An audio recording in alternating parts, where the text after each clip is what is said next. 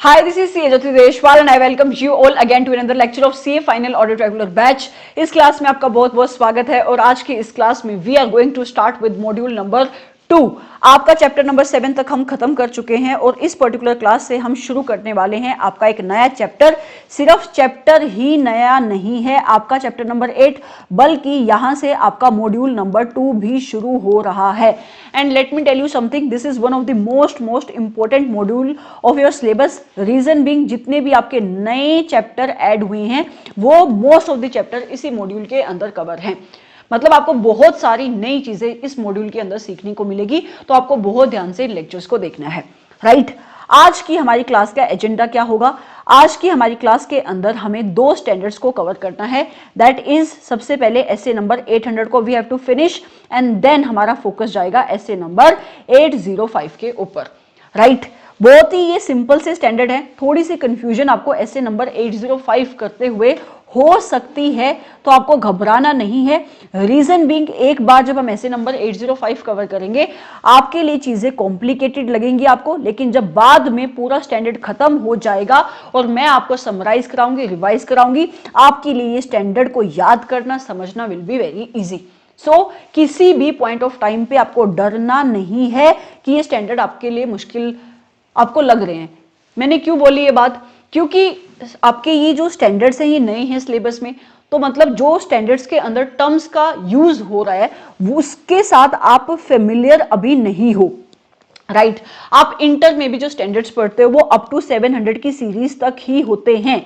यहां पे आप 800 की सीरीज को पढ़ने वाले हो, तो जो भी टर्म्स यहां पे यूज होंगे, हो सकता है कि आपने जीवन में कभी भी उन टर्म्स को सुना नहीं हो। ऐसा तो नहीं होगा, क्योंकि जो टॉपिक हमें आज करना है that is special purpose framework, इसको मैंने आपको थोड़ा बहुत समझाया था जब हमने एसए नंबर 700 कवर किया, लेकिन एज सच आपको इतनी कोई नॉलेज नहीं है इन टॉपिक्स की। तो हो सकता है कि आपको बीच बीच में लगे कि अरे क्या चल रहा है, मुझे कुछ समझ में नहीं आ रहा, सब कुछ नया आपको लग सकता है ना। जैसे आपने इंटर में जब ऑडिट पढ़ी थी तो सब कुछ आपको बिगिनिंग में क्या लगा था? नया लगा था। हर एक चीज आपको ऐसा लग रहा था कि आप स्क्रैच से समझ रहे हो। तो हो सकता है कि आपको ऐसी फीलिंग आई, लेकिन आपको डरना नहीं है। मेरा ऑब्जेक्टिव है, मेरी रिस्पॉन्सिबिलिटी है कि आपको एक बार चीजों को तोड़ना है। मतलब एक बार आपके दिमाग में कंफ्यूजन होगी क्रिएट, जब आपको चीजें तोड़ तोड़ के सिखाई जाएंगी, चीजों को इन डेप्थ में सिखाया जाएगा, और लास्ट में जब मैं समराइज कराऊंगी तो जितनी कंफ्यूजन आपकी होगी ना, सब कुछ दूर हो जाएगी। आपको डरना नहीं है, राइट। 2 पार्ट होंगे इस लेक्चर के। एक आपका पार्ट नंबर 1, दैट मीन्स ये वाला पार्ट जिसके अंदर हमें एसए नंबर 800 को खत्म करना है। सेकेंड पार्ट के अंदर हम एसए नंबर 805 को खत्म करेंगे। नेक्स्ट लेक्चर में हम कंटिन्यू करेंगे आपके एसए नंबर 810 को। समझ में आई बात? अब आ जाते हैं आपके इस पर्टिकुलर पार्ट के ऊपर, दैट मीन्स एसए नंबर 800 के ऊपर। किसकी बात कर रहा है आपका एसए नंबर 800? सबसे पहले मैं आपको कुछ बातें बताना चाहूंगी एसए नंबर 800 की जो सीरीज है इससे रिलेटेड। इसके बाद हम एसए नंबर 800 की डिस्कशन को शुरू करेंगे। मैम क्या बातें? देखो, चैप्टर नंबर 8 का नाम पढ़ना एक बार क्या है। मैम नाम तो हमें दिखाई दे रहा है, इसका नाम है स्पेशल ऑडिट कंसिडरेशन। ऐसा ही कुछ नाम है ना, special consideration, special audit consideration. Yes ma'am, यही इसका नाम है। तो इस नाम से आपको क्या समझ में आ रहा है? मैम कुछ समझ में नहीं आ रहा। 3 वर्ड समझ में आ रहे हैं, एक तो कंसिडरेशन, दूसरा ऑडिट और तीसरा स्पेशल ऑडिट कंसिडरेशन। लेकिन अगर हम इन तीनों शब्दों को मिला दे तो क्या मतलब बन रहा है वो समझ में नहीं आ रहा। तो मेरी बात सुनो, अभी तक आपने जितने भी चैप्टर करे, कितने चैप्टर करे? 7। उन 7 चैप्टर के अंदर आपने क्या किए? आपने कवर करे एसेज। क्या कवर करे? एसेज। दैट मीन्स आपने कवर करे standards on auditing, right. In standards on auditing के अंदर आपने क्या सीखा? मैम हमने ऑडिट को करना सीखा। हमने क्या सीखा? ऑडिट को करना सीखा।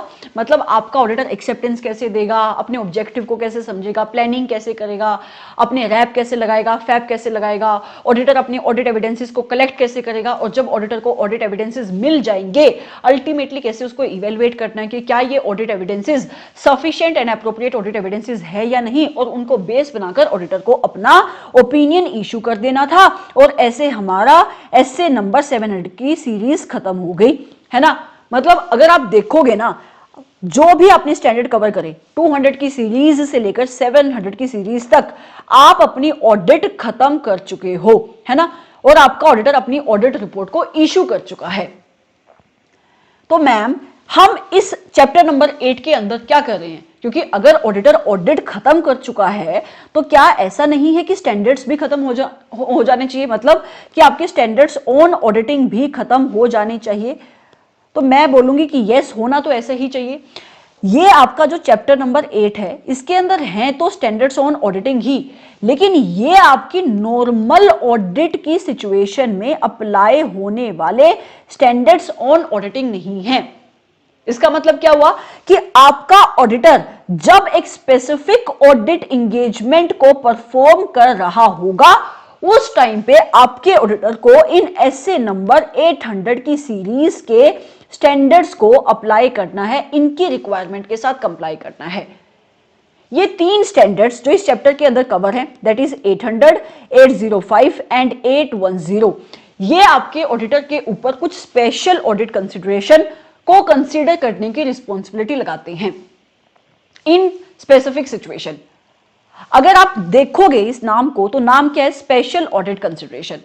मतलब जो आपकी नॉर्मल ऑडिट कंसिडरेशंस हैं, जो आपका ऑडिटर नॉर्मल ऑडिट के काम करता है, जिसको आपने एसए नंबर 200 से लेकर 700 की सीरीज में कवर किया, वो तो आपका ऑडिटर यहां पर करेगा ही करेगा। इसके अलावा आपका ऑडिटर जब अपने एसेस को लगा रहा होगा, अपनी इन स्पेसिफिक ऑडिट एंगेजमेंट्स को परफॉर्म कर रहा होगा, तो उसको कुछ स्पेशल ऑडिट कंसिडरेशन को भी ध्यान में रखना है और उन्हीं स्पेसिफिक ऑडिट कंसिडरेशन को आपको इन 3 स्टैंडर्ड्स के अंदर कवर करना है, राइट।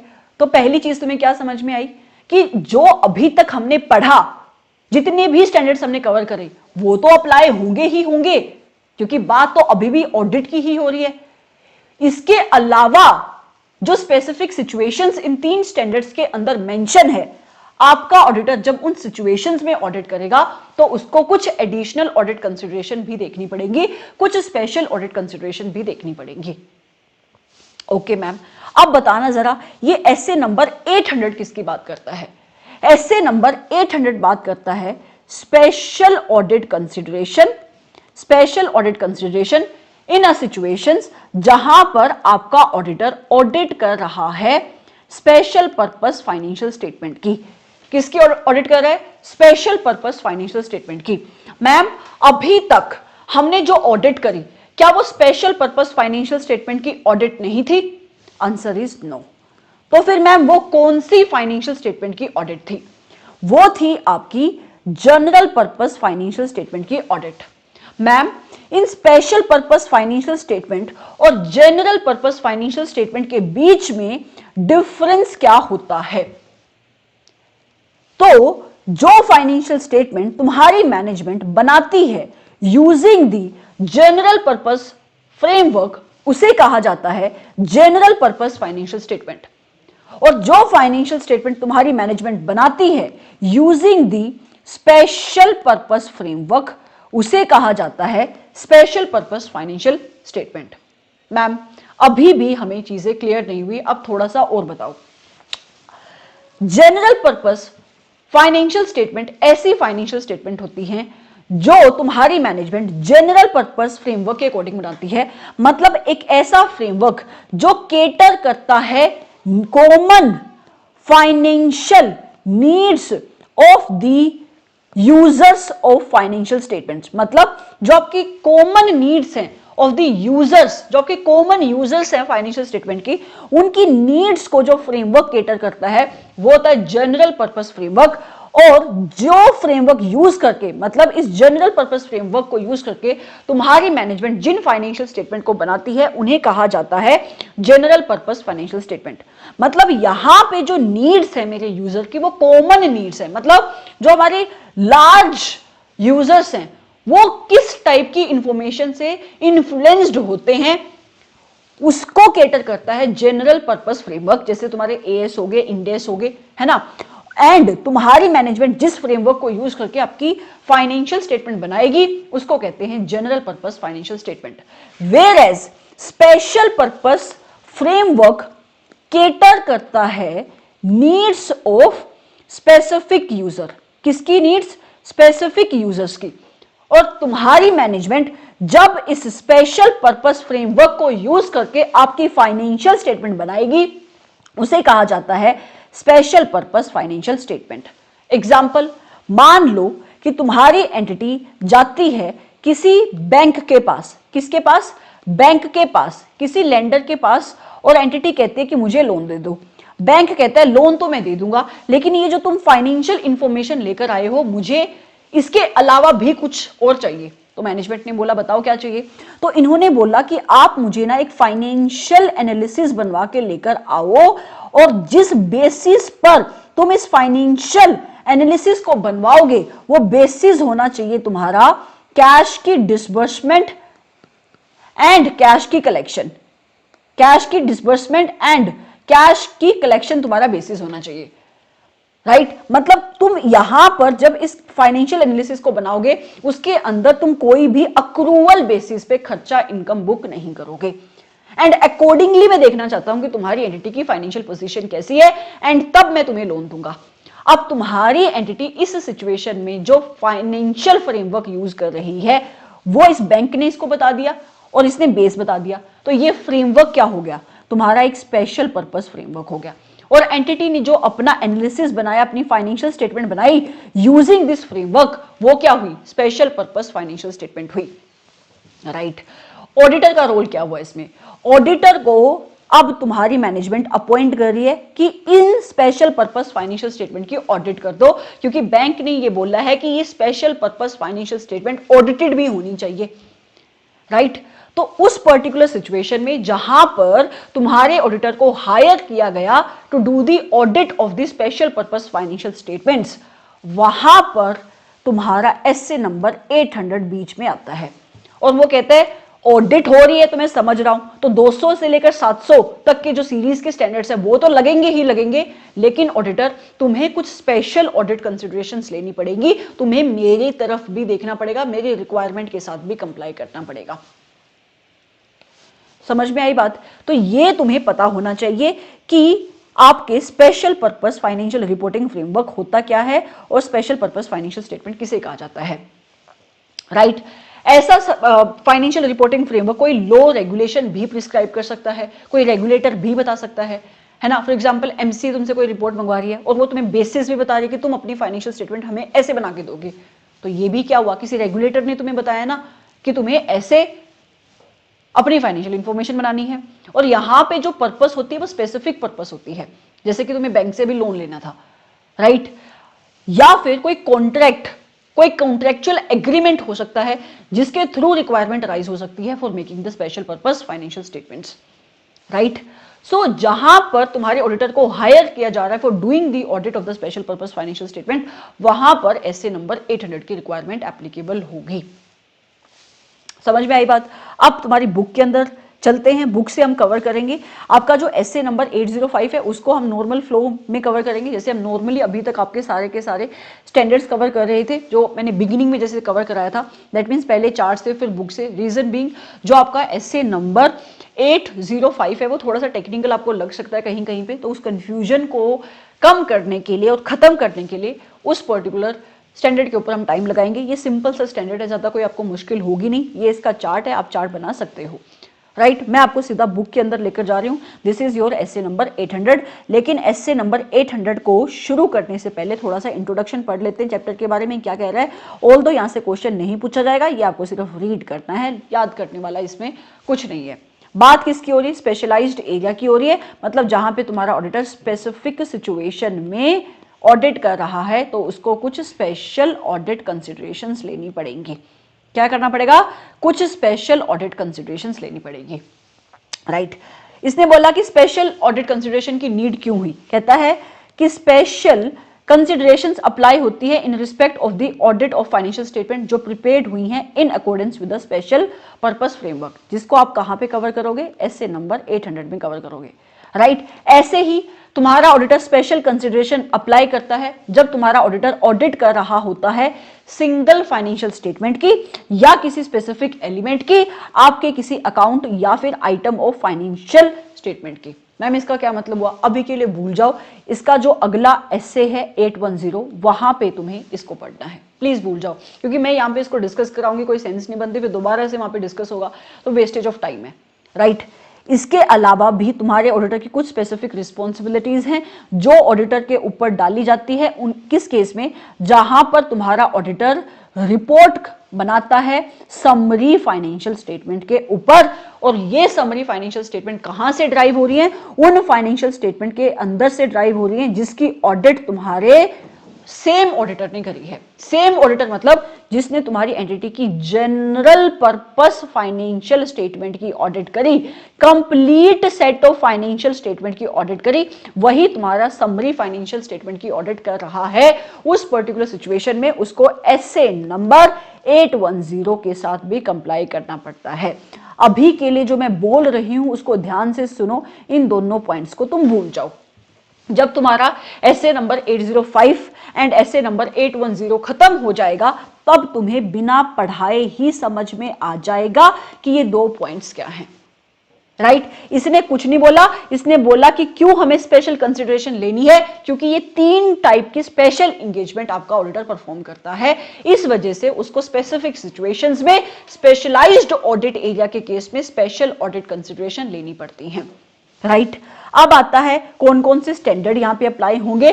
तो जो तुमने पहली सिचुएशन देखी, मतलब जहां पर ऑडिटर को इंगेज किया जा रहा है for doing the audit of the special purpose financial statement, या फिर ऐसी financial statements which are prepared in accordance with the special purpose framework, वहां पे लगेगा SA number 800, right. SA number 805 और 810 अभी के लिए भूल जाओ। मैम क्या हमेशा के लिए भूल जाएंगे?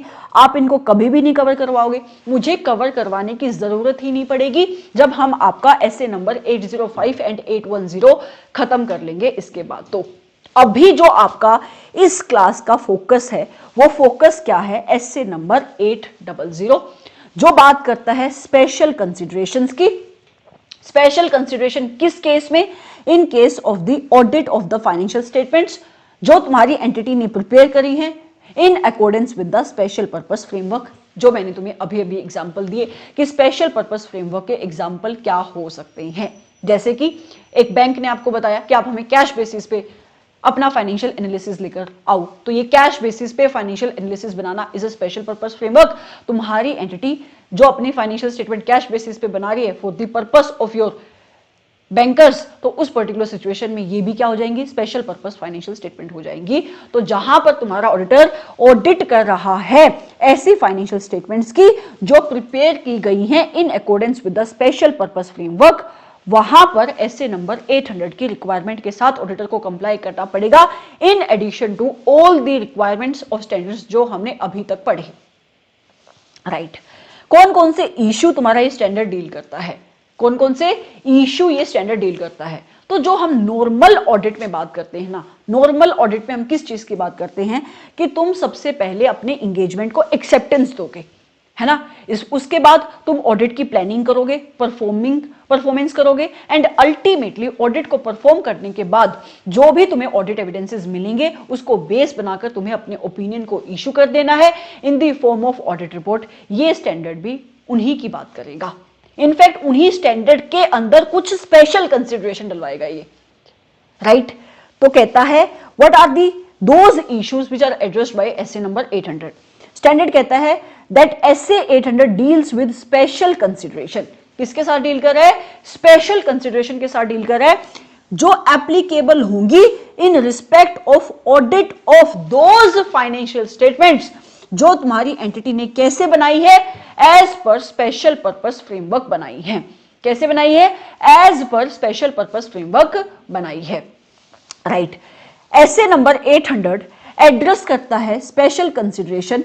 कौन कौन सी स्पेशल कंसिडरेशन, किस किस से रिलेटेड है ये स्पेशल कंसिडरेशन?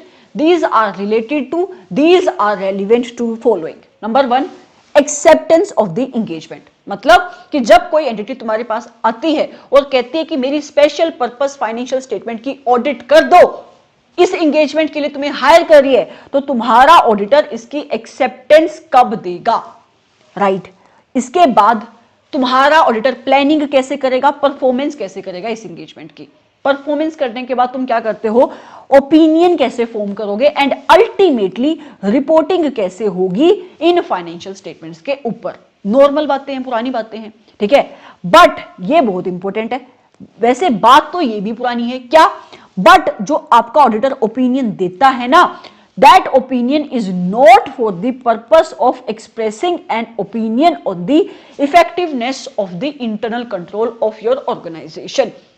मतलब कहता है कि ऑडिटर जो ओपिनियन दे रहा है वो तुम्हारी स्पेशल पर्पस फाइनेंशियल स्टेटमेंट के ऊपर ओपिनियन दे रहा है। तुम्हारी एंटिटी ने जो कंट्रोल्स लगाए हैं, क्या वो कंट्रोल्स ऑपरेट हो रही हैं इफेक्टिवली या नहीं, उसके ऊपर ऑडिटर का ओपिनियन नहीं है। ऑडिटर उन्हें कंसीडर करेगा अपनी एंगेजमेंट के लिए, बट उसके ऊपर ओपिनियन नहीं देगा। जैसे आप नॉर्मल ऑडिट भी करते हो, वहां पर भी आपका ऑडिटर इंटरनल कंट्रोल को सिर्फ उतना ही कंसीडर करता है जितना उसकी ऑडिट के लिए रेलिवेंट है। वहां पे वो अश्योरेंस थोड़ी देता है, ओपिनियन थोड़ी दे रहा है, राइट? तो ये बात इसने यहां पे क्लैरिफाई कर दी। तो मतलब ये स्टैंडर्ड अपने स्कोप में क्या ले रहा है, स्टैंडर्ड कहता है कि मैं कुछ स्पेशल ऑडिट कंसीडरेशंस लगाऊंगा आपके ऑडिटर के ऊपर, जब वो स्पेशल पर्पस फाइनेंशियल स्टेटमेंट की ऑडिट कर रहा होगा, जो किससे रिलेटेड है, एक्सेप्टेंस से रिलेटेड है, प्लानिंग, परफॉर्मेंस एंड रिपोर्टिंग से रिलेटेड है। Simple, right? आगे कहता है what is a special purpose framework. क्या है ये स्पेशल पर्पस फ्रेमवर्क, ये तुम्हें लर्न होना चाहिए, पता होना चाहिए क्या है स्पेशल पर्पस फ्रेमवर्क। तो स्टैंडर्ड कहता है SA 800 defines the special purpose framework as a financial reporting framework, कि ये एक ऐसा फाइनेंशियल रिपोर्टिंग फ्रेमवर्क है, कैसा, which is designed to meet the financial information needs of specific users, जिसको डिजाइन किया गया है to meet the financial information needs of the specific users। हमारे एग्जाम्पल में स्पेसिफिक यूजर कौन था, तुम्हारा क्रेडिटर, तुम्हारे बैंकर्स, उनकी जो भी नीड्स थी उसके अकॉर्डिंग तुम्हारी मैनेजमेंट ने अपनी फाइनेंशियल स्टेटमेंट बनाई, तो उन फाइनेंशियल स्टेटमेंट को क्या कहा गया, special purpose financial statements, right? आगे कहता है आपका ये financial reporting framework fair presentation framework भी हो सकता है, कंप्लायंस फ्रेमवर्क भी हो सकता है, कि आपको स्ट्रिक्टली ऐसे ही काम करना है, आप कुछ एडिशनल डिस्क्लोजर नहीं कर सकते, आप कुछ डेविएट नहीं कर सकते फ्रॉम द रिक्वायरमेंट, उसको कहते हैं कंप्लायंस फ्रेमवर्क। तो ये आपका कंप्लायंस फ्रेमवर्क भी हो सकता है, and it can be your fair presentation framework as well, जिसको हमने ऐसे नंबर 700 में भी देखा था, राइट? आगे कहता है requirement of applicable financial reporting framework to determine the form and content of the financial statements and what constitute a complete set of financial statement। देखो, इसको तुम्हें समझना पड़ेगा थोड़ा सा। कहता है कि जो तुम्हारा स्पेशल पर्पस फ्रेमवर्क होता है ना, वो स्पेशल पर्पस फ्रेमवर्क डिसाइड करता है कि तुम्हारा फॉर्म एंड कंटेंट क्या होगा फाइनेंशियल स्टेटमेंट का। मतलब कि जब तुम्हारी मैनेजमेंट अपनी स्पेशल पर्पस फाइनेंशियल स्टेटमेंट बनाएगी तो उसको किन किन चीजों का ध्यान देना है, उसको किस फॉर्म में अपनी फाइनेंशियल स्टेटमेंट बनानी है, और उन फाइनेंशियल स्टेटमेंट का कंटेंट क्या होगा, और किसे कहा जाएगा कि ये complete set of financial statement है। अगर मैं आपके नॉर्मल AS इंडेस की बात करूं, मतलब अगर मैं general purpose financial reporting framework की बात करूं, तो तुम्हारी मैनेजमेंट तब बोलेगी कि मैंने complete set of financial statement बनाया है as per general purpose financial reporting framework reporting करी है, जब उसने एडुकेट डिस्क्लोजर दिए होंगे, अपने सारे के सारे काम उसने general purpose financial reporting framework के अकॉर्डिंग करे होंगे। बट अगर मैं बात करूं special purpose financial reporting framework की, तो हो सकता है कि आपकी जो स्पेसिफिक नीड्स हैं वो इस चीज को रिक्वायर ना करे कि सारे के सारे डिस्क्लोजर जो तुम्हारी मैनेजमेंट को देने चाहिए थे, आपकी मैनेजमेंट को डिस्क्लोजर देने हैं।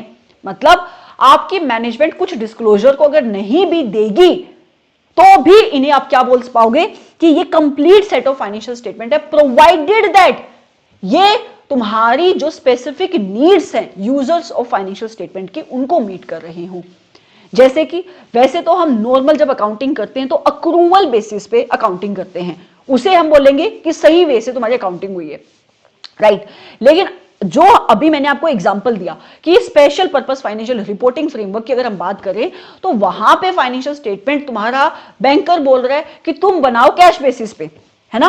कैसे बनाओ, कैश बेसिस पे, मतलब वहां पे अक्रूवल बेसिस पे तुम अकाउंटिंग नहीं करे, बट फिर भी इन फाइनेंशियल स्टेटमेंट को भी complete set of financial statement ही बोला जाएगा, भले ही इसमें तुमने कुछ चीजों का ओमिशन किया है, as long as these are specifying, these are meeting the specific needs of the specific users of the financial statements.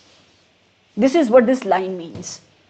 ठीक है, अब आता है एग्जाम्पल क्या होंगे आपके स्पेशल पर्पस फ्रेमवर्क की, ये तुम्हें लर्न होनी चाहिए।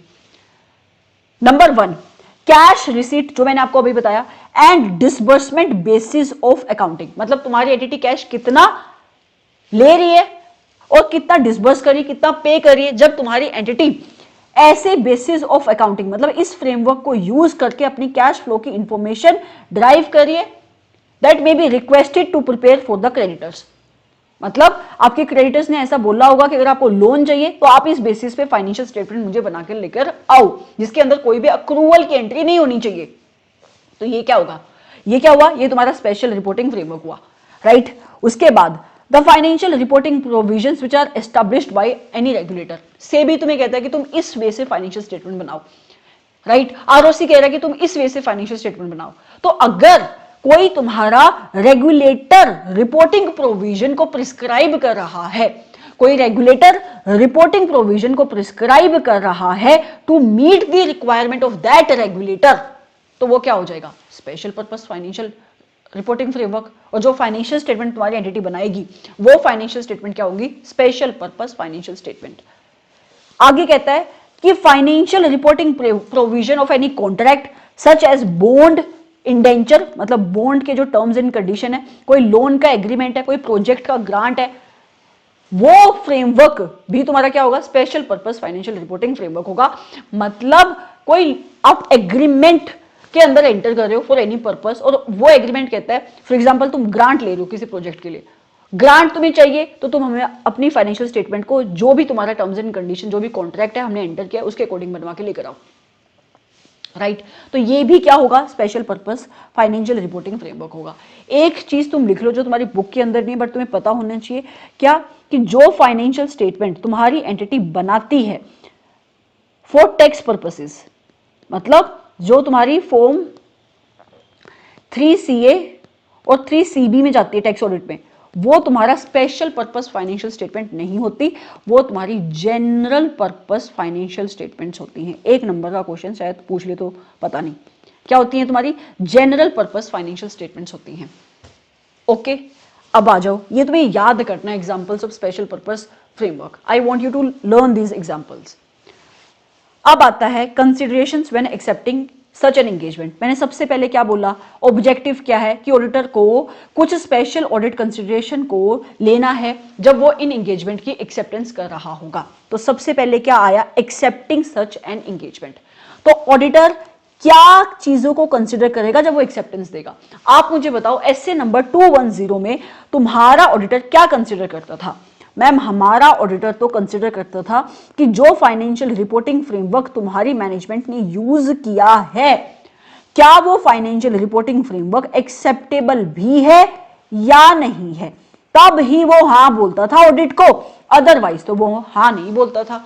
तो यहां पे भी तुम्हारा ऑडिटर जब स्पेशल पर्पस फाइनेंशियल स्टेटमेंट की ऑडिट की एंगेजमेंट उसके पास आएगी, उसको हाँ तभी बोलेगा, एक्सेप्टेंस तभी देगा जब उसको लगता है कि जिस फाइनेंशियल रिपोर्टिंग फ्रेमवर्क को यूज किया गया है for making this special purpose financial statement, वो एक्सेप्टेबल है।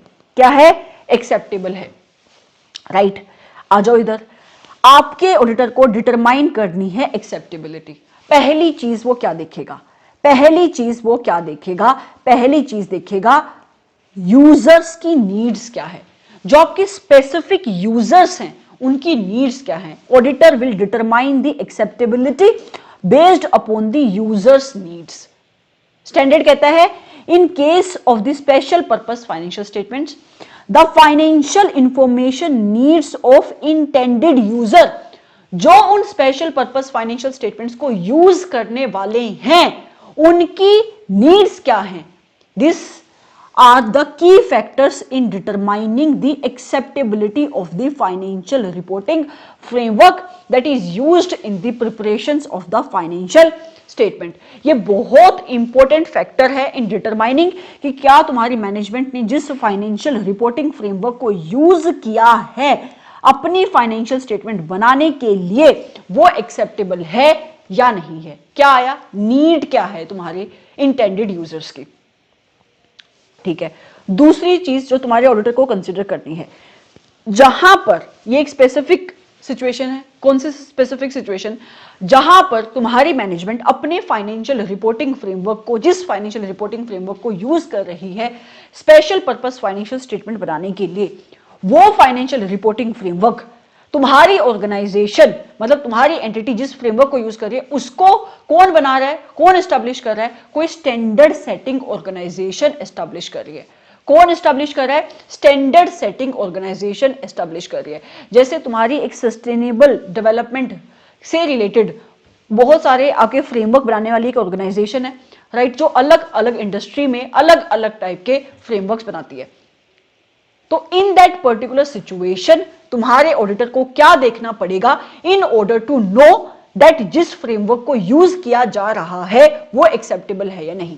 तो स्टैंडर्ड कहता है the applicable financial reporting framework में एनकम्पास, कि मतलब फाइनेंशियल रिपोर्टिंग फ्रेमवर्क जिसको यूज करके तुम्हारी मैनेजमेंट अपनी स्पेशल पर्पस फाइनेंशियल स्टेटमेंट बना सकती है, उसके अंदर और क्या इंक्लूड हो सकता है। It may include the financial reporting standards, इसके अंदर वो फाइनेंशियल रिपोर्टिंग स्टैंडर्ड्स भी आ सकते हैं which are established by an organisation, जिसको किसने बनाया है, एक ऐसी ऑर्गेनाइजेशन ने बनाया है जिसके पास अथॉरिटी है, विच इज अथोराइज्ड और रिकॉग्नाइज्ड टू प्रोम्युलिगेट स्टैंडर्ड्स, मतलब जिसके पास पावर है, अथॉरिटी है कि वो स्टैंडर्ड बना सकती है for special purpose financial statements. Okay, in that case those standard will be presumed to be acceptable। उस सिचुएशन में उन स्टैंडर्ड को एक्सेप्टेबल तब बोला जाएगा इफ जो ऑर्गेनाइजेशन उन स्टैंडर्ड को बना रही है वो एक एस्टैब्लिश्ड एंड ट्रांसपेरेंट प्रोसेस को फॉलो कर रही है इन्वॉल्विंग डेलिब्रेशन। डेलिब्रेशन का मतलब होता है discussion and consideration of the views of relevant stakeholder. मतलब जब वो उन फाइनेंशियल रिपोर्टिंग फ्रेमवर्क को बनाती है तो जो आपके स्टेक होल्डर्स हैं उन स्टेक होल्डर्स के व्यूज को कंसिडर करती है, वो एक ट्रांसपेरेंट प्रोसेस को फॉलो कर रही है। ओनली देन अगर आपकी entity in financial reporting framework को यूज करती है जो किसी स्टैंडर्ड सेटिंग ऑर्गेनाइजेशन ने बनाए हैं, तो उन फाइनेंशियल रिपोर्टिंग फ्रेमवर्क को क्या बोला जाएगा, दैट दीज आर एक्सेप्टेबल। हमारे देश में भी है एक ऐसी standard setting organisation AASB, auditing assurance board, ऐसा ही कुछ इसका नाम है। ओके, मैं चेक करने गई थी कि फुल फॉर्म क्या है, यही है आपकी, that is auditing and assurance board, right. But ये क्या बनाता है, ये SAs बनाता है, स्टैंडर्ड तो ये भी सेट करता है, बट कौन से स्टैंडर्ड, आपके स्टैंडर्ड्स ऑन ऑडिटिंग, राइट। और एक आपकी ASB है, that is accounting standard board, जिसका काम है AS और इंडेस बनाना।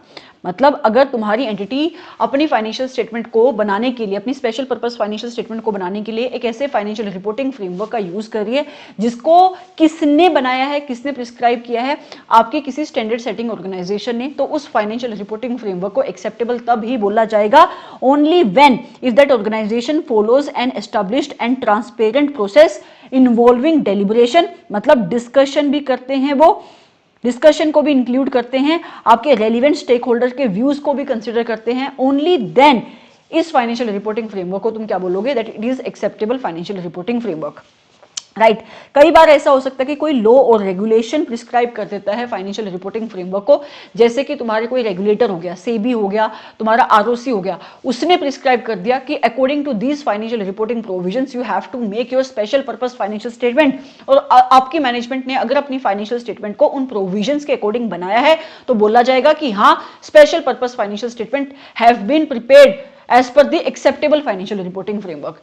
अनलेस कोई कॉन्ट्ररी ऐसी कोई सिचुएशन एग्जिस्ट कर रही है जो एक डाउट डाल रही है कि जो आपका फाइनेंशियल रिपोर्टिंग फ्रेमवर्क है वो अनएक्सेप्टेबल है, ओके तो स्टैंडर्ड कहता है कि सम लॉ और रेगुलेशन में prescribe the financial reporting framework that is to be used by the management in the preparation of the special purpose financial statement of a certain type of entity.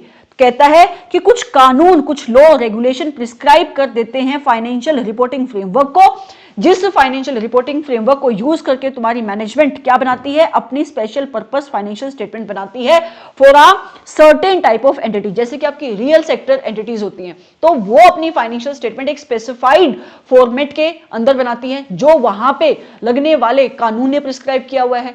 Okay इसने example क्या दिया, for example a regulator में establish, कोई भी regulator establish कर सकता है final reporting provision to meet the requirement of that regulator. तुम्हारी मैनेजमेंट ने अगर अपनी फाइनेंशियल स्टेटमेंट को उस रेगुलेटर की रिक्वायरमेंट के हिसाब से बनाया है तो हम बोलेंगे कि हाँ तुम्हारी financial statements have been prepared as per the requirement of financial reporting framework. Unless मतलब कहता है in the absence of indication to the contrary, अगर सिचुएशन किसी और तरफ इशारा कर रही है तो बात अलग है। अगर कोई और इंडिकेशन नहीं एग्जिस्ट कर रही है, such a financial reporting framework is assumed to be acceptable. कौन सा फाइनेंशियल रिपोर्टिंग फ्रेमवर्क को तुम एक्सेप्टेबल मान लोगे, जिसको लॉ और रेगुलेशन प्रिस्क्राइब कर रहा है और तुम्हारी एंटिटी ने उसके अकॉर्डिंग अपनी फाइनेंशियल स्टेटमेंट को बनाया है for the special purpose financial statement which is prepared by such entity.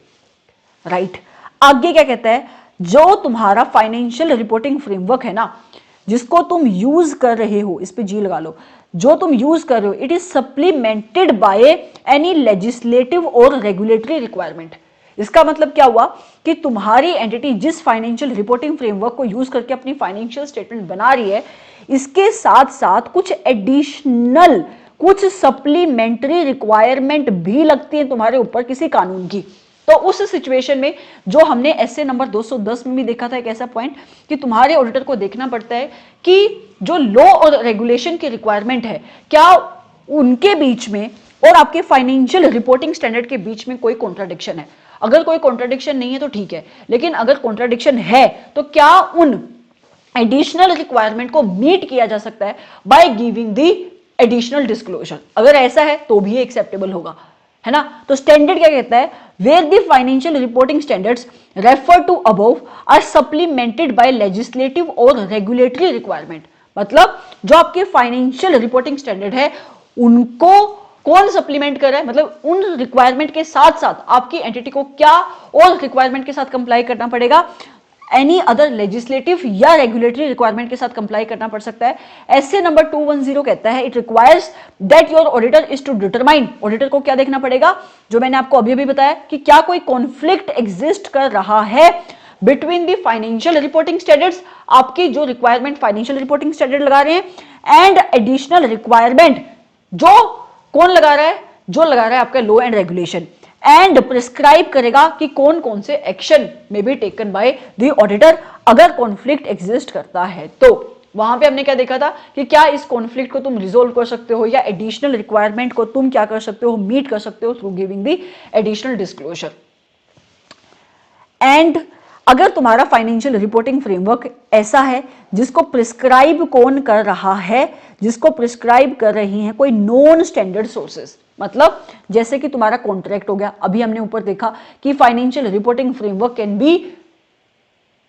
Can be prescribed by any contract as well, right. तो इन दैट सिचुएशन स्टैंडर्ड कहता है that if the applicable financial reporting framework, सबसे पहले कहता है इसके अंदर क्या भी आ सकता है, it may encompass the financial reporting provision of any contract, कोई कॉन्ट्रैक्ट की प्रोविजन भी तुम्हारे लिए फाइनेंशियल रिपोर्टिंग की प्रोविजन बन सकती है, या कोई source other than those described in the preceding para, मतलब जो ऊपर अभी तुमने ऊपर सोर्सेज देखे उन सोर्सेज के अलावा भी किसी और सोर्स से फाइनेंशियल रिपोर्टिंग फ्रेमवर्क बन सकता है।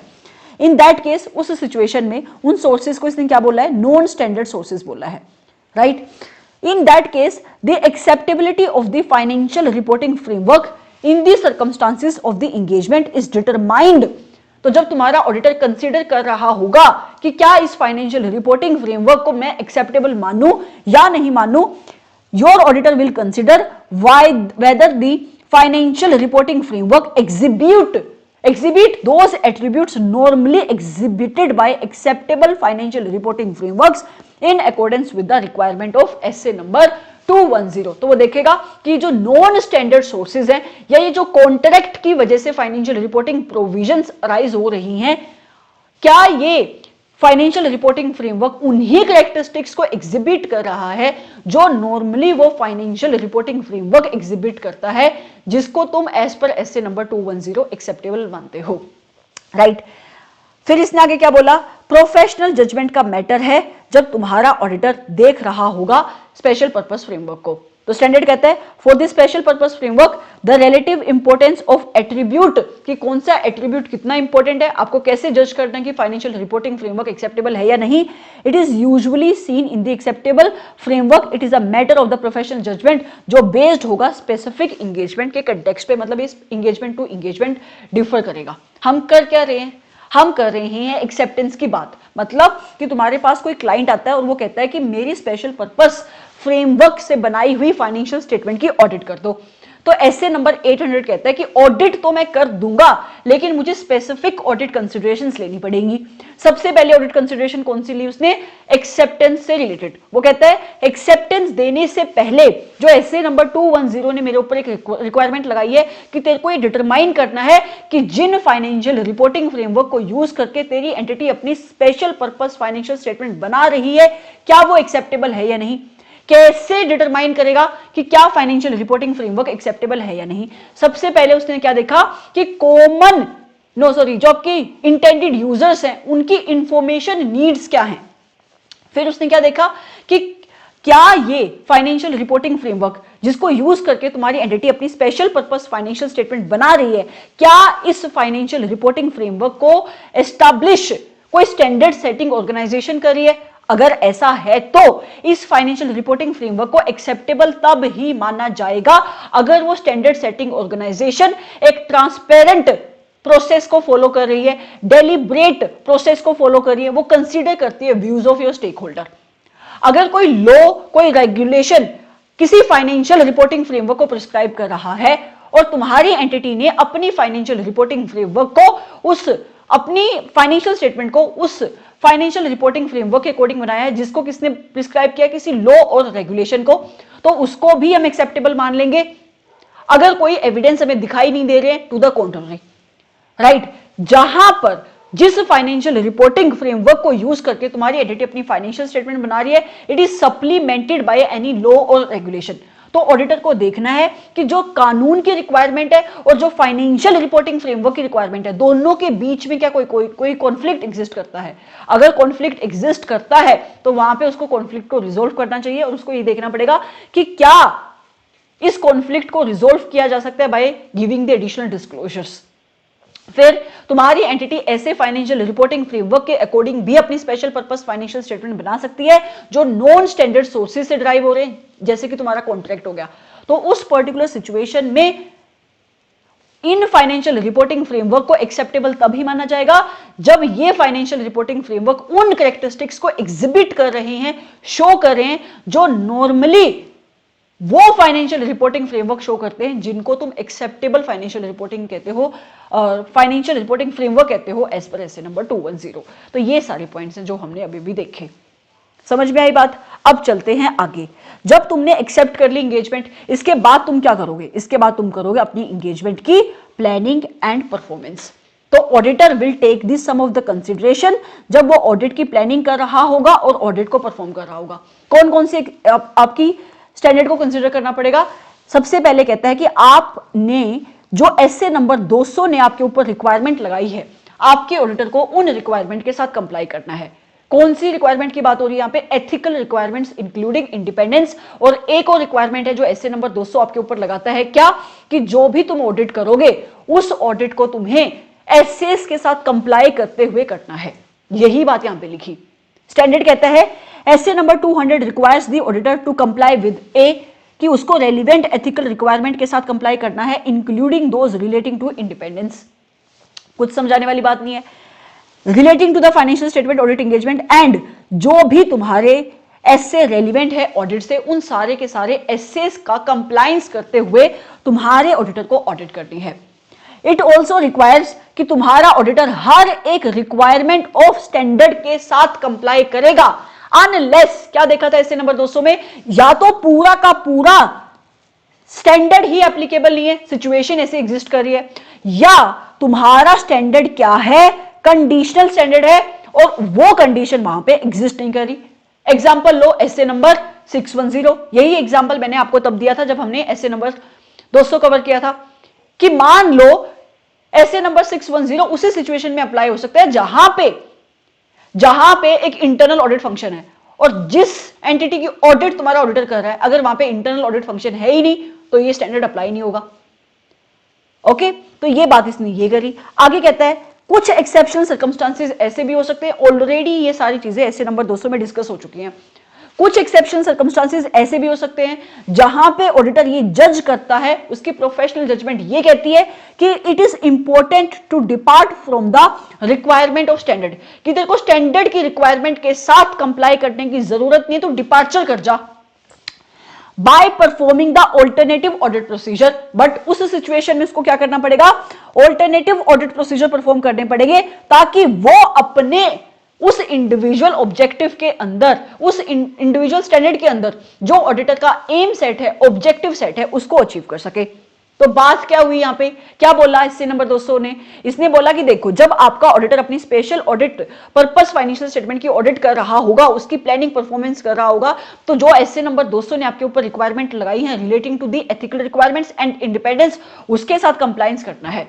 इसके साथ साथ ऐसे 200 क्या कहता है कि जो भी सारे के सारे स्टैंडर्ड्स हैं उनके साथ आपको कंप्लायंस करना है, जो स्टैंडर्ड आपकी ऑडिट में अप्लाई हो रही हैं, और उन स्टैंडर्ड की ईच रिक्वायरमेंट के साथ कंप्लाई करना है, अनलेस या तो पूरा का पूरा स्टैंडर्ड ही अप्लाई नहीं होता आपके ऑडिट में, या आपका स्टैंडर्ड कंडीशनल है और जो स्टैंडर्ड के अंदर कंडीशन लिखी हुई है वो आपकी ऑडिट के अंदर प्रेजेंट नहीं है, तो फिर उस सिचुएशन में भी वो स्टैंडर्ड अप्लाई नहीं होगा।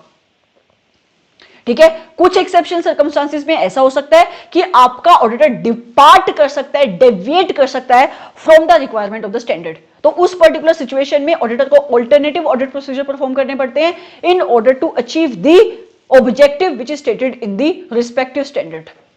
राइट, उसके बाद कहता है कि आपका ऑडिटर कंसिडरेशन लेगा एसएस की जब वो ऑडिट कर रहा होगा स्पेशल पर्पस फाइनेंशियल स्टेटमेंट की, मतलब कुछ और अदर एसेस हैं जिसकी रिक्वायरमेंट के साथ आपके ऑडिटर को कंप्लाई करना है जब वो अपनी स्पेशल पर्पस फाइनेंशियल स्टेटमेंट की ऑडिट कर रहा होगा। कौन कौन से हैं वो एसेस, सबसे पहला है, इसने फिर एग्जांपल दिया है, इसके अलावा एसे नंबर 315 भी यहां पे आ सकता है। सबसे पहले कहता है कि ऑडिटर को ना एसे नंबर 320 की रिक्वायरमेंट के साथ कंप्लाई करना है, मतलब मटेरियलिटी लेवल वो यहां पे भी सेट करेगा। कहता है in SA number 320 judgment about the matters that are material to the users of financial statements are based on the considerations of the common financial information needs of the users as a group. आप मुझे बताओ कि जब आपका auditor एसे number 320 में अपनी materiality level को set करता है, जब वो ये जजमेंट लेता है कि मैं किन गलतियों को मटेरियल मानूंगा और किन गलतियों को मटेरियल नहीं मानूंगा, तो वहां पे वो किस लाइट में, किस कंटेक्स्ट में ये डिसाइड करता है, by considering the common financial needs of the users of financial statement. Right, लेकिन यहां पे क्या हो रहा है, in the case of audit of the special purpose financial statement, यहां पे जो ऑडिट हो रही है वो स्पेशल पर्पस फाइनेंशियल स्टेटमेंट की ऑडिट हो रही है। आपका ऑडिटर जो जजमेंट लेगा, दोस जजमेंट का मतलब हुआ judgement relating to materiality, these will be based on a consideration of the financial information needs of the specific users। मतलब जो आपकी स्पेशल पर्पस फाइनेंशियल स्टेटमेंट को यूज करने वाले हैं उन इंटेंडेड यूजर्स की नीड्स क्या है, इससे अफेक्ट होगी आपकी मटेरियलिटी लेवल। राइट, आगे कहता है in the case of special purpose financial statement, बहुत इंपॉर्टेंट पॉइंट है, in the case of special purpose financial statement such as those prepared in accordance with the requirement of contract, मतलब यहां पे financial reporting framework कौन prescribe कर रहा है, तुम्हारा कोई कॉन्ट्रैक्ट प्रिस्क्राइब कर रहा है। इन दैट सिचुएशन मैनेजमेंट का मतलब क्या, तुम्हारी एंटिटी की मैनेजमेंट अग्री कर सकती है इंटेंडेड यूजर्स के साथ। मान लो तुमने कॉन्ट्रैक्ट किसके साथ एंटर कर रहे हो, तुम बैंक के साथ एंटर कर रहे हो, एग्जाम्पल मान लो, तो तुम्हारी मैनेजमेंट अपने इंटेंडेड यूजर मतलब बैंक के साथ अग्री कर सकती है on a threshold below which miss statement identified during the audit will not be corrected और अदरवाइज एडजस्टेड। मतलब वो आपके बैंक के साथ उसने एक अग्रीमेंट एंटर कर लिया जिसमें बैंक और मैनेजमेंट ने अग्री कर लिया, देखो 2 लाख से नीचे की गलतियों से मैं कंसर्न्ड नहीं हूं, है ना। ये मटेरियलिटी लेवल किसी ने आपके ऑडिटर ने नहीं सेट करी, ये एग्रीमेंट तुम्हारी मैनेजमेंट ने किया है तुम्हारे इंटेंडेड यूजर के साथ, जिसको उन फाइनेंशियल पर्पस फाइनेंशियल स्टेटमेंट को यूज करना है। कि कोई जरूरत नहीं अगर 2 लाख या उससे नीचे की गलती तुम्हें मिलती है उसको करेक्ट करने की, 2 लाख नहीं, 2 लाख से नीचे की रखो, ठीक है, तो तुम्हें कोई जरूरत नहीं है।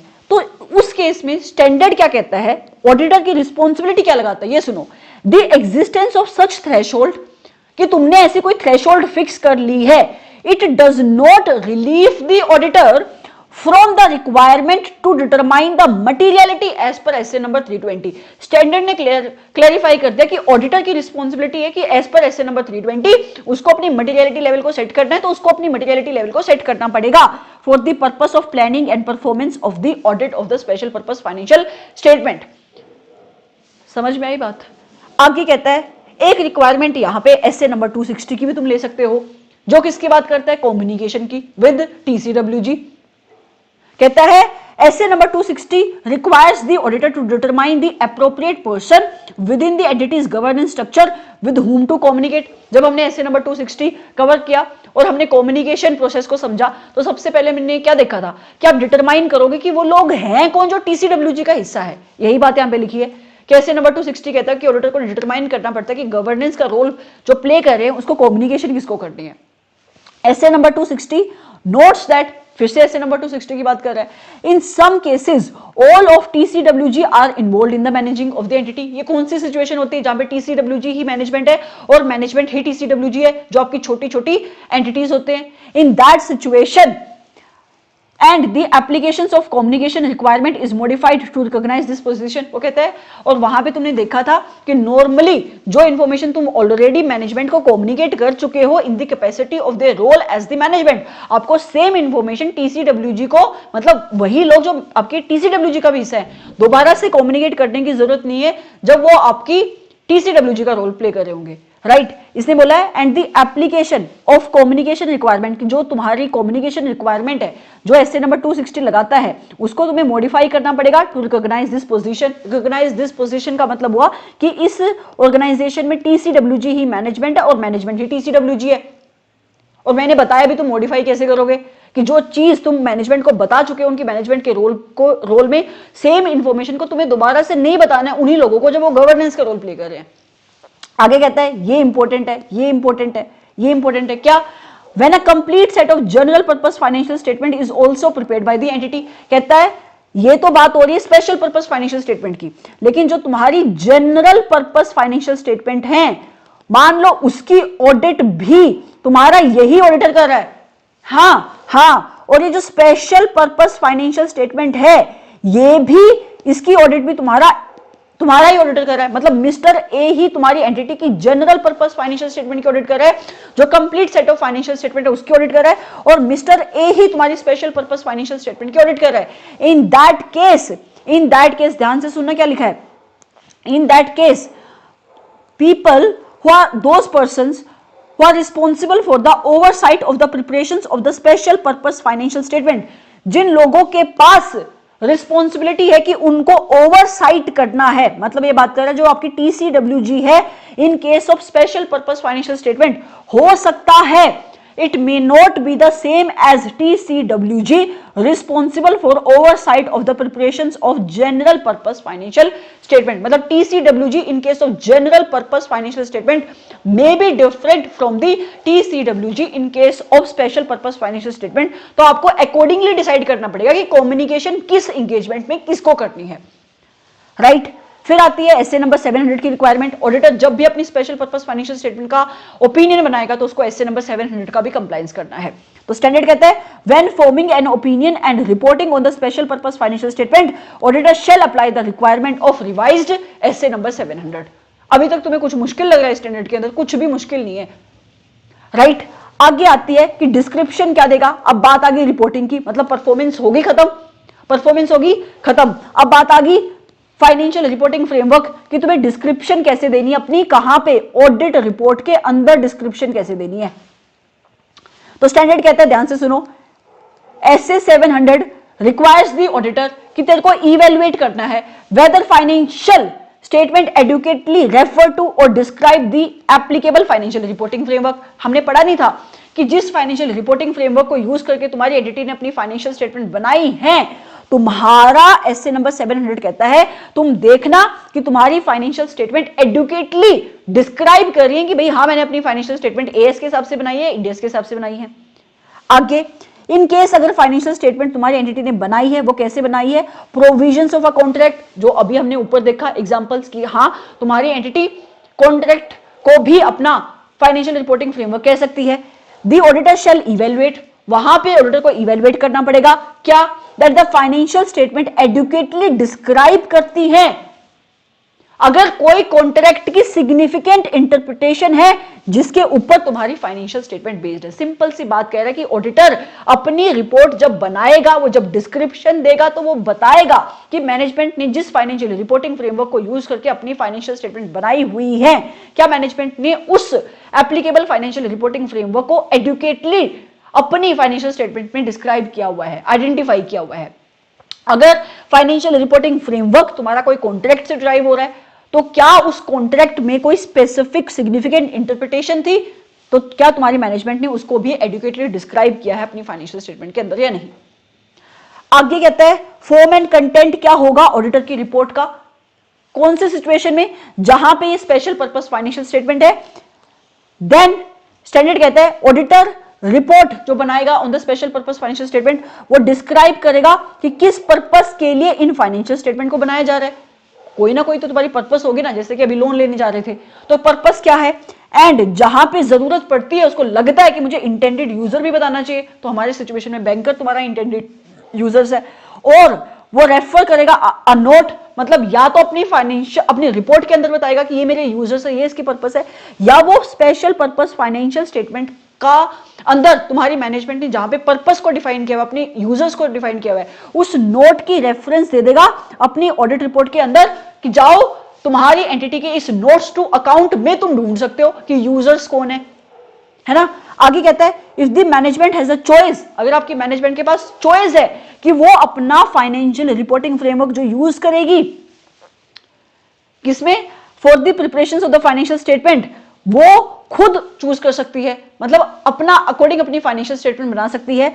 The explanations of management responsibility for the financial statement, मतलब जहां पर आपका ऑडिटर मैनेजमेंट की रिस्पॉन्सिबिलिटी डालता है अपनी ऑडिट रिपोर्ट के अंदर, वहां पर आपका auditor shall make a reference to the responsibility of determining that applicable financial reporting framework is acceptable in the circumstances. वहां पे एक और रिस्पॉन्सिबिलिटी ऐड कर देगा वो मैनेजमेंट की, कि मैनेजमेंट अपनी रिस्पॉन्सिबिलिटी को समझती है कि और ये एक्सेप्ट करती है, एक्नॉलेज करती है कि जो फाइनेंशियल रिपोर्टिंग फ्रेमवर्क उसने यूज किया for the preparation of the financial statement that is acceptable, right. एक बहुत इंपॉर्टेंट पॉइंट और आता है, that is alerting the readers that the financial statements are prepared in accordance with the special purpose financial reporting framework. मतलब being an auditor तुम्हारी responsibility है कि तुम अपने यूजर्स को बताओ कि स्पेशल पर्पस फाइनेंशियल स्टेटमेंट हैं, इनको एक स्पेशल पर्पस के लिए बनाया जा रहा है, राइट। तो कहते हैं special purpose financial statement may be used for the purposes other than those which were intended, क्योंकि हो सकते हैं ना जिसको नहीं पता वो आपके यूजर्स इन फाइनेंशियल स्टेटमेंट को इस पर्पस के लिए भी यूज कर ले जिस पर्पस के लिए इनको नहीं बनाया गया था। फॉर एग्जांपल इसने बोला a regulator may require certain entity to place this special purpose financial statement on public record, जैसे सेबी कहता है कि अपनी वेबसाइट पे बताओ, है ना। मान लो कि तुम्हारे रेगुलेटर ने बोला, सेबी ने बोला कि आपको ना, सेबी ने बता दिया कि तुम्हें ऐसे ऐसे अपनी फाइनेंशियल स्टेटमेंट बना के इन बेसिस पे अपनी फाइनेंशियल स्टेटमेंट बना के मुझे सबमिट करनी है, और सिर्फ मुझे नहीं सबमिट करनी, स्टॉक एक्सचेंज की वेबसाइट पे भी ये इंफॉर्मेशन डिसेमिनेट होनी चाहिए, तुम्हारी वेबसाइट के ऊपर भी इंफॉर्मेशन अवेलेबल होनी चाहिए। तो अब इससे होगा क्या, जो यूजर्स है फाइनेंशियल स्टेटमेंट के, हो सकता है कि भाई वो ढूंढ रहे हैं कि बताओ कहां है फाइनेंशियल स्टेटमेंट, और वो इन फाइनेंशियल स्टेटमेंट के ऊपर रिलाई कर ले, तो तुम्हारे ऑडिटर को अलर्ट रहना पड़ेगा, उनको अलर्ट करना पड़ेगा।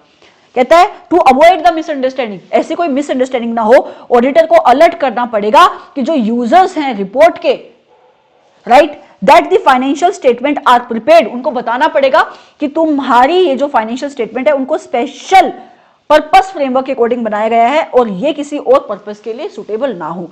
ओएम पैरा डाल सकता है वो यहां पे अपनी रिपोर्ट के अंदर। राइट। फिर आता है रिस्ट्रिक्शन ऑन द डिस्ट्रीब्यूशन और यूज, मतलब ये कहता है कि जहां पे आपके ऑडिटर को सही लगता है, अप्रोप्रिएट, तो वो इंडिकेट कर सकता है कि ऑडिटर की रिपोर्ट इंटेंडेड है solely for the specific users. And अगर लॉ और रेगुलेशन परमिट करते हैं तो आपका ऑडिटर इस चीज को कैसे अचीव कर सकता है, मतलब कैसे वो इंश्योर कर सकता है कि कोई और ना इसको यूज करे, वो रिस्ट्रिक्शन लगा सकता है ऑन द डिस्ट्रीब्यूशन और the use of auditors report, मतलब जिसके लिए बनाई गई उसी को तुम डिस्ट्रीब्यूट करो, उसी को पहुंचाओ, कहीं और मत डालो, अगर लॉ और रेगुलेशन अलाउ करते हैं तो। जैसे कि अभी क्या बोला कि सेबी ने बोला कि अपनी वेबसाइट पे डालो तुम इस रिपोर्ट को, तो वहां पे तो कानून ही कह रहे हैं ना कि तुम इसको पब्लिक डोमेन पे अवेलेबल कराओ, तो वहां पे फिर ऑडिटर कुछ नहीं कर सकता। फिर कहता है ऐसे सिचुएशन में paragraph alerting the readers may be expanded, जो तुम्हारा ऑडिटर ओएम पैरा डालेगा जहां पे वो अलर्ट कर रहा है यूजर्स को कि देखो ये स्पेशल पर्पस फाइनेंशियल स्टेटमेंट है, इनको स्पेशल पर्पस के लिए बनाया जा रहा है, किसी और चीज पे तुम भरोसा मत करो, किसी और पर्पस के लिए इसको यूज मत करो। वहां पे इस पैराग्राफ को तुम एक्सपेंड कर सकते हो to include this other matter, बाकी और इंफॉर्मेशन को डालने के लिए भी तुम इसको एक्सपेंड कर सकते हो। एंड हेडिंग को भी तुम मॉडिफाई कर सकते हो अकॉर्डिंगली। तुमने जब हमने ऐसे नंबर 700 किया तो वहां पे भी तुम्हें सिखाया था कि जब तुम ओएम या ईओएम पैरा डालते हो तुम अकॉर्डिंगली अपनी हेडिंग को भी मॉडिफाई कर सकते हो, जिस पॉइंट से रिलेटेड तुम अपना ओएम या ईओएम पैरा डाल रहे हो, तो ये उसकी बात कर रहे हैं। दिस वॉज योर ऐसे नंबर 800। ऐसे नंबर 800 बहुत ही छोटा सा इजी सा बेसिक सा स्टैंडर्ड है। ऐसे नंबर 805 इतना भी इजी नहीं है, let me tell you something, but easy है, मतलब एक बार आपके लिए चीजें थोड़ी सी मुश्किल होंगी, उसके बाद चीजें will become super super easy. मैं बाद में इनको समराइज कर दूंगी, अभी इसको समराइज कर लेते जो हमने पढ़ा, क्या पढ़ा, ठीक है। ऐसे नंबर 800 हमने पढ़ा जो किसकी बात करता है, it talks about the special consideration in case जहां पे तुम्हारा ऑडिटर ऑडिट कर रहा है किसकी, आपकी स्पेशल पर्पस फाइनेंशियल स्टेटमेंट की, ऐसी फाइनेंशियल स्टेटमेंट जिसको तुम्हारी मैनेजमेंट ने बनाया है as per special purpose framework. Special purpose framework के एग्जांपल्स बताओ क्या क्या हो सकते हैं। स्पेशल पर्पस फ्रेमवर्क एक हमने क्या देखा, जहां पे मान लो कोई क्रेडिटर कोई बैंकर कहता है कि मैनेजमेंट तुम अपनी फाइनेंशियल एनालिसिस को बनाकर लेकर आओ कैश एंड डिसबर्समेंट बेसिस पे, तो ये स्पेशल पर्पस फ्रेमवर्क हो गया। कोई लॉ कोई रेगुलेटर तुम्हें बोलता है कि इस इन पर्टिकुलर प्रोविजन को फॉलो करते हुए तुम्हें फाइनेंशियल स्टेटमेंट बनानी है, तो ये भी स्पेशल पर्पस फ्रेमवर्क हो गया। कोई कॉन्ट्रैक्ट के थ्रू रिक्वायरमेंट ड्राइव हो रही है तो ये भी एक स्पेशल पर्पस फ्रेमवर्क हो गया। तुम्हारी एंटिटी अपनी फाइनेंशियल स्टेटमेंट को जब special purpose financial reporting framework के अकॉर्डिंग बनाती है सो दैट जो आपके स्पेसिफिक यूजर्स है उनकी नीड्स को केटर किया जा सके, ऐसे फाइनेंशियल स्टेटमेंट को क्या कहा जाता है, स्पेशल पर्पस फाइनेंशियल स्टेटमेंट कहा जाता है। और जहां पे ऑडिटर को अपॉइंट किया जा रहा है कि तू आ और इन स्पेशल पर्पस फाइनेंशियल स्टेटमेंट की ऑडिट कर, वहां पर ऐसे नंबर 800 ऑडिटर के ऊपर ऑब्जेक्टिव सेट कर रहा है कि ऑडिटर जो ऐसे नंबर 200 से लेकर 700 की रिक्वायरमेंट है वो तो है ही है, इसके अलावा तेरे को कुछ स्पेशल ऑडिट कंसीडरेशन लेनी पड़ेगी उस टाइम पे जिस टाइम पे तू इन ये जो आपकी स्पेसिफिक एंगेजमेंट्स है, जैसे कि हमारे इस सिचुएशन में स्पेशल पर्पस फाइनेंशियल स्टेटमेंट की ऑडिट करने के लिए तेरे को बोला जा रहा है, तो एक्सेप्टेंस देने से पहले you have to take some special audit consideration. अपनी ऑडिट की प्लानिंग परफॉर्मेंस तेरे को करनी है उस टाइम पे तो कुछ स्पेशल ऑडिट कंसीडरेशन लेगा। रिपोर्टिंग जब तू कर रहा है तो स्पेशल ऑडिट कंसीडरेशन लेगा, but you have to ensure one thing कि आपका ऑडिटर जब ऑडिट करता है, जब स्पेशल पर्पस फाइनेंशियल स्टेटमेंट की ऑडिट होती है, वहां पे वो इंटरनल कंट्रोल्स इफेक्टिवली ऑपरेट हो रहे हैं या नहीं हो रहे, इसके ऊपर वो अपना ओपिनियन एक्सप्रेस नहीं कर रहा। Just like in the case of general purpose financial reporting framework के अकॉर्डिंग जो तुम्हारी मैनेजमेंट ने अपनी जनरल पर्पस फाइनेंशियल स्टेटमेंट बनाई है, ठीक है। इसके बाद हम कहां पे गए, कंसीडरेशन पे गए। कंसीडरेशन में सबसे पहले हमने बात किसकी करी, एक्सेप्टेंस की, राइट। एक्सेप्टेंस के टाइम पे आपका ऑडिटर सबसे पहले ऐसे नंबर नहीं सबसे पहले हमने क्या करी, एक्सेप्टेंस की बात करी। एक्सेप्टेंस के टाइम पे ऑडिटर क्या देखेगा कि जो एसए नंबर 210 कहता है, क्या कहता है एसए नंबर 210 कि किसी भी एंगेजमेंट को एक्सेप्ट करने से पहले तुम्हें ये डिटरमाइन करना पड़ेगा कि जिस फाइनेंशियल रिपोर्टिंग फ्रेमवर्क को यूज करके तुम्हारी एंटिटी ने अपनी फाइनेंशियल स्टेटमेंट बनाई है क्या वो एक्सेप्टेबल है या नहीं है, तब ही तुम एक्सेप्टेंस देना। तो यहां पर ऑडिटर जब अपनी एक्सेप्टेबिलिटी को डिटरमाइन कर रहा होगा उस टाइम पे सबसे पहले उसको क्या कंसीडर करना है कि जो इसके इंटेंडेड यूजर हैं उनकी इंफॉर्मेशन की नीड क्या है।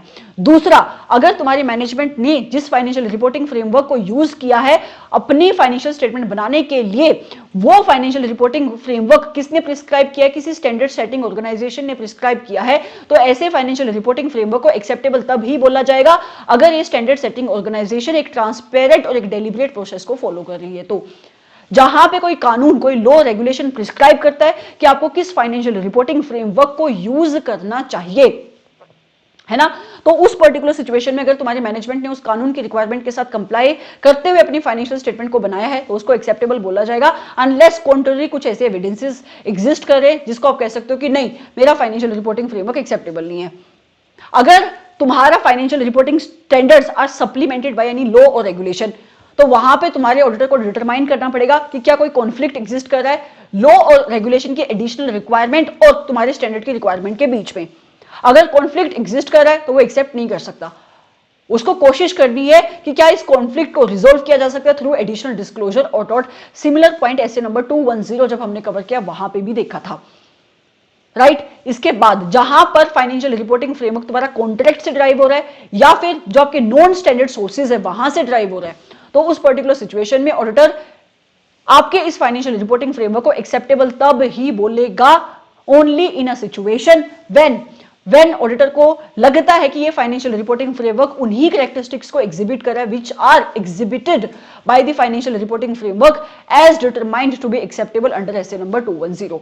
इसके बाद एक्सेप्टेंस देने के बाद ऑडिटर क्या करता है, आपकी ऑडिट की प्लानिंग करता है और उनकी परफॉर्मेंस करता है। तो वहां पे देखेगा कि जो एसए नंबर 200 ने मेरे ऊपर एथिकल रिक्वायरमेंट्स लगाई थी, इंडिपेंडेंस से रिलेटेड रिक्वायरमेंट लगाई थी, जो एसए 200 कहता है कि तेरे को अपनी ऑडिट को स्टैंडर्ड के अकॉर्डिंग करना है, तो क्या मैं उसके अकॉर्डिंग करूंगा। मतलब आपके ऑडिटर को अपनी इन स्पेशल पर्पस फाइनेंशियल स्टेटमेंट की ऑडिट भी स्टैंडर्ड के अकॉर्डिंग ही करनी है, अनलेस या तो वो पूरा का पूरा स्टैंडर्ड अप्लाई नहीं होता या वो स्टैंडर्ड कंडीशनल है और वो पर्टिकुलर कंडीशन उस स्टैंडर्ड के अंदर एग्जिस्ट नहीं करती है, तो राइट।